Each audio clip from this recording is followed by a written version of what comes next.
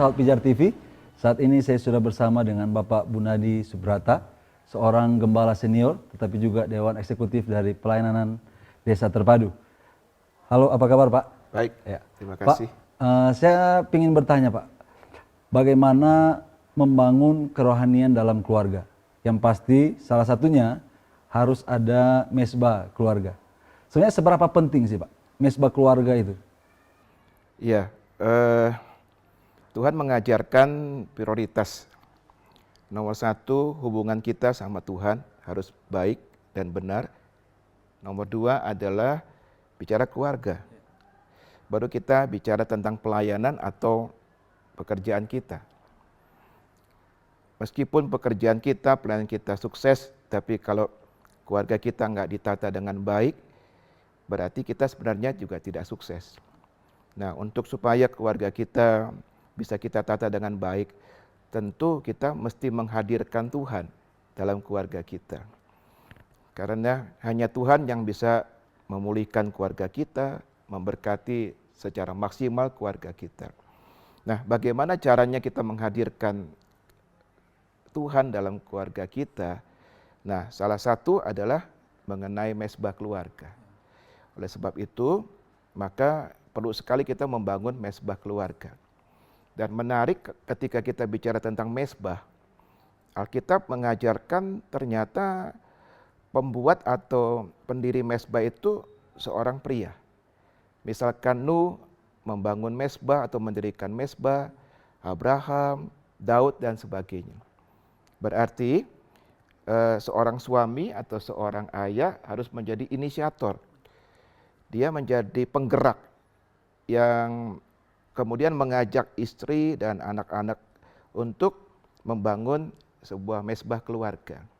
Apa itu mesbah keluarga? Mesbah keluarga itu ada satu kesempatan di mana satu keluarga semua bisa berkumpul bersama-sama untuk kita bisa sharing firman, kita bisa berdoa, kita juga bisa menyembah Tuhan bersama-sama. Nah, mengenai waktunya tentu tergantung setiap keluarga. Ada yang mungkin bisa pagi, ya berarti diadakan pada pagi hari. Tuhan Yesus juga bangun pagi-pagi, dia berdoa. Tapi juga ada yang bisanya malam hari, berarti dia adakan bersama dengan istri dan anak-anaknya pada malam hari. Tuhan Yesus juga pernah berdoa bahkan semalam-malaman. Jadi mengenai waktu sangat fleksibel. Yang penting esensinya apa?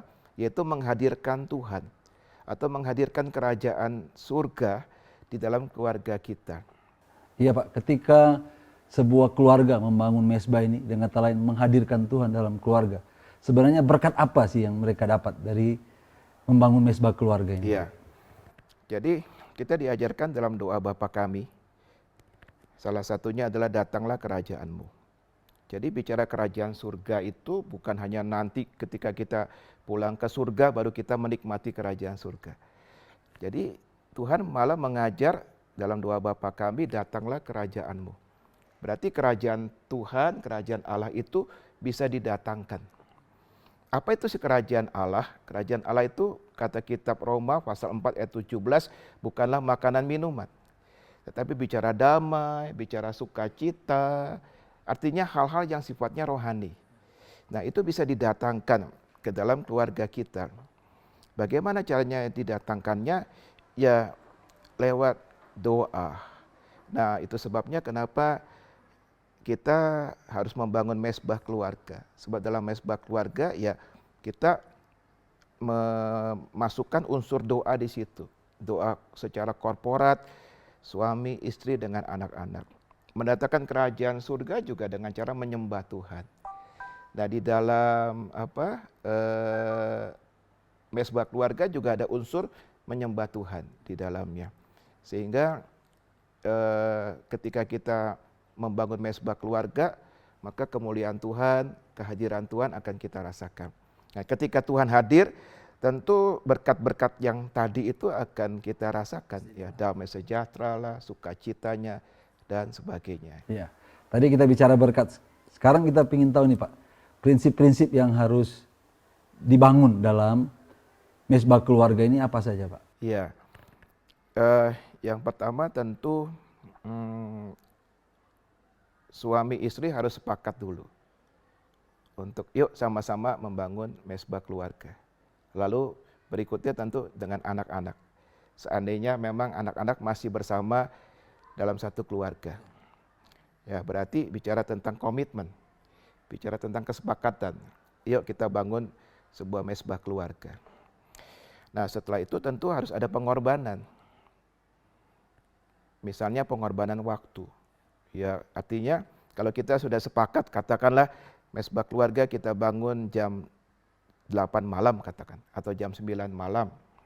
Berarti seluruh isi keluarga kan harus punya komitmen. Saya harus korbankan yang lain demi untuk bisa mewujudkan mesbah keluarga. Contoh ya misalkan kita tadinya ada janji orang misalkan jamnya bertepatan dengan mesbah keluarga.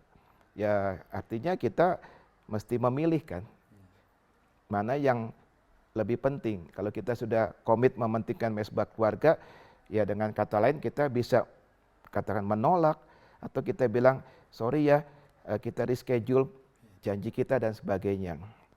Dan yang kemudian juga penting adalah fokus. Jadi artinya ketika kita mau bangun mesbah keluarga, pikiran kita jangan melayang kemana-mana. Artinya kita masih, artinya gini ya, kita masih dalam satu suasana mesbah keluarga sudah mau nyembah, tapi pikirannya masih ada di kantor, ya kan? Pikirannya mungkin masih ada di pelayanan. Berarti cuma secara fisik kan yang ada di dalam mesbah keluarga. Berarti esensinya mesbah keluarga itu nggak tercapai gitu. Dimana kita mau sama-sama datang kepada Tuhan, berarti kan kita memfokuskan diri kita kepada Tuhan, begitu. Ya Pak, ini ada pertanyaan nih Pak. Bapak kan sebagai seorang gembala sidang senior di sebuah gereja. Di tengah-tengah kesibukan itu, tapi satu hal yang menarik Pak. Bapak justru mau memberi diri untuk terlibat dalam pelayanan desa terpadu ini. Apa sih yang membuat Bapak sampai pingin memberi waktu, memberi hidup untuk pelayanan yang seperti ini? Yang mungkin bagi banyak orang, buat apa sih melihat desa-desa seperti itu? Ya, yang pertama karena saya punya kerinduan untuk Indonesia. Dan ketika saya bicara tentang Indonesia, tentu saya melihat bahwa mayoritas penduduk Indonesia tinggalnya di desa. Berarti kalau saya mau lihat Indonesia maju, Tuhan berkati Indonesia, penuh kemuliaan Tuhan, banyak jiwa-jiwa dimenangkan, ya berarti kita tidak bisa hanya fokus kepada kota, kepada desa. Dan yang kedua adalah misi itu kan isi hatinya Tuhan. Terus terang kalau bagi saya di kota untuk melakukan misi sangat terbatas. Tetapi kok saya merasa kalau di desa itu banyak hal yang kita bisa kerjakan. Terus terang hamba-hamba Tuhan ya banyak kumpulnya di kota. Berarti kalau di kota tidak kekurangan apa-apalah, semua ada. Tapi kalau bicara desa, mereka sangat kekurangan. Sehingga kalau bicara misi, apalagi kalau misi itu kita lakukan dalam skala holistik, ya mesti ke desa.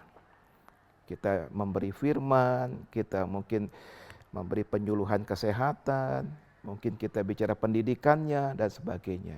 Itu yang membuat kenapa saya kok di samping saya mengembalakan gereja di kota, hati saya masih terus rindu untuk melayani di desa-desa.